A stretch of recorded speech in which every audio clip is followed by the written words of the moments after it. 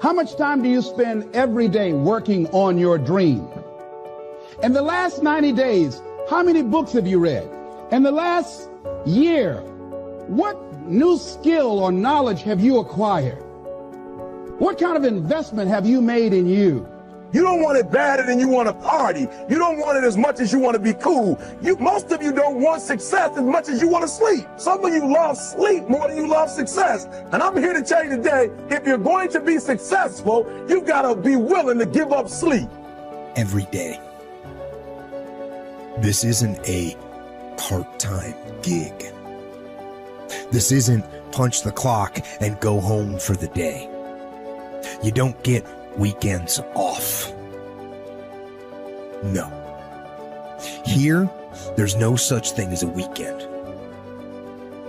This is an everyday gig. Every day is a Monday. You're either committed or you aren't. You're either willing to do everything it takes, whatever that might be, or you aren't. You either are willing to go through hell and high water and fire and brimstone to get to your goals, or you aren't. This is the time for you to go into warrior mode. The dreams that you have are not going to fall into your lap. We all want that. We all want the easy route. We all want it to happen fast. But the truth is that you've got to be willing to fight for what you want. And sometimes the person that you have to check is yourself. It doesn't matter what you don't have now because you can go get it. But it starts today.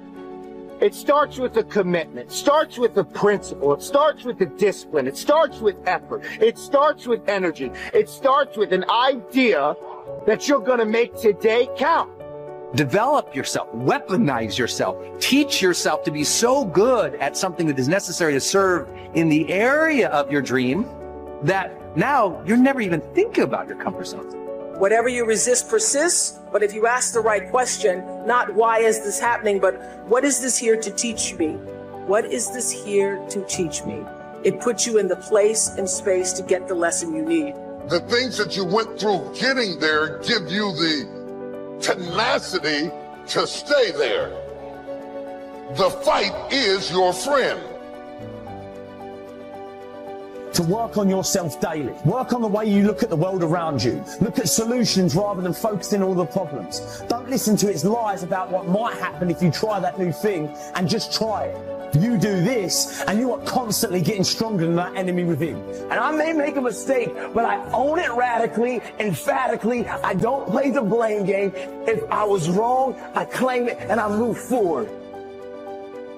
The starting point of goal setting is for you to realize that you have virtually unlimited potential to be, have, or do anything you really want in life if you simply want it badly enough and are willing to work long enough and hard enough to achieve it. The second part of goal setting is for you to accept complete responsibility for your life and for everything that happens to you with no blaming and no excuses. With these two concepts clearly in mind, that you have unlimited potential and that you are completely responsible, you are now ready to move to the next step, which is to begin designing your ideal future. You are responsible for financial strategy, for deciding exactly how much of your services you want to sell, how much you want to earn, how rapidly you want to earn your income year by year, how much you want to save and invest, and how much you want to be worth when you retire. These numbers are entirely up to you. You are responsible. You are responsible for your people's strategy and your relationships, both at home and at work. One piece of advice I give my students is to choose your boss with care. Your choice of a boss is going to have a major impact on how much you earn, how fast you get ahead, and how happy you will be at your job. By the same token, your choice of a mate and friends will have as much or more to do with your success and happiness than any other decisions you make. If you are not happy with any of your current choices, it is up to you to begin taking steps to improve or change them. Finally, as president, you are in complete charge of personal research and development, personal training and learning. It is up to you to determine the talents, skills, abilities, and core competencies you will need to earn the kind of money you want to earn in the months and years ahead. It is then your responsibility to make the investment and take the time to learn and develop these skills. No one is going to do it for you.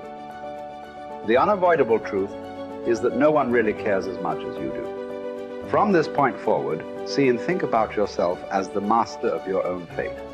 See yourself as completely in charge of your own life. See yourself as the president of your own personal services corporation. See yourself as a powerful person, completely self-determined and self-directed. Refuse to whine and complain about things that happened in the past, which cannot be changed. Instead, orient yourself toward the future and think of what you want and where you are going. Above all, think about your goals. The very act of thinking about your goals makes you positive and purposeful again. And if you decide today to go for the apple instead of the Hershey bar, I'm telling you, you have begun the process of turning your life around. And if you keep up that process, not only with your health habits, but with your money habits and with your communication habits, with your sales habits, management habits, and every other habit that you've got, if you'll start that process, eliminate the errors and replace it with disciplines practiced, I'm telling you, you can start this process of life change immediately. After today, you don't ever have to be the same again. Only by choice. You don't have to walk out of here the same as you walked in today. Only by choice. You can start a whole new process. And you say, well, Mr. Owen, is it that simple? Yes, it's that simple. Where else would you start but with an apple? You don't have to start with something staggering, and everybody has it within their power. What was so happy for me to find out at age 25, Mr. Shove said, Mr. Owen, you don't have to change countries. But you do have to change philosophy. And if you'll change philosophy, not country, you can turn around your income, you can turn around your bank account, you can turn around your skills, you can become capable, powerful, sophisticated, healthy, influential, all the other equities that you could possibly want out of your life, using the only stuff there is and not trying to change any of this stuff. Appreciate all of this stuff with all of its ups and downs, with all of its mystery of why it works and sometimes it doesn't work. Don't challenge this. You don't have to ask for another planet. You don't have to ask for another country. Just ask for another book. Ask for another seminar. Ask for another idea. And you can start this whole process of personal life change.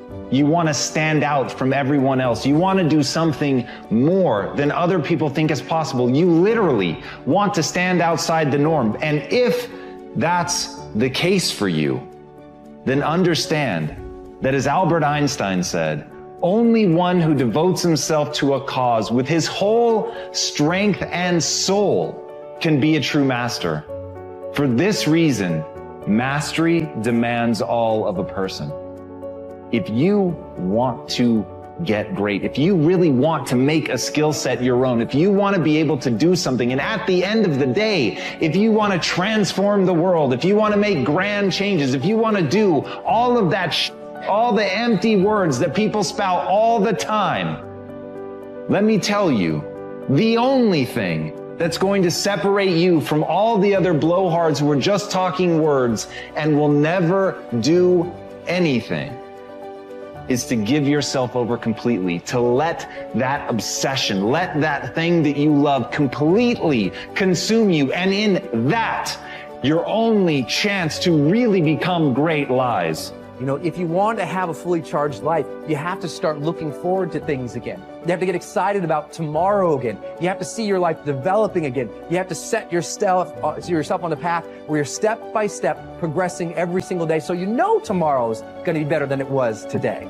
That you know tomorrow you're going to become more of who you know you can become. That you know tomorrow by your simple choices, by your simple sets of disciplines and habits, that you're going to evolve into your highest self. And that is the path of the charged life. This constant engagement with the best within us, of pushing ourselves, but with that purpose and that progress of hoping to become our highest selves. And when you live in that place and you sense that every single day, that's the magic. That's what life should feel like. That's what I think we all deserve. And maybe we ought to start aiming and challenging ourselves just a little bit more to get there.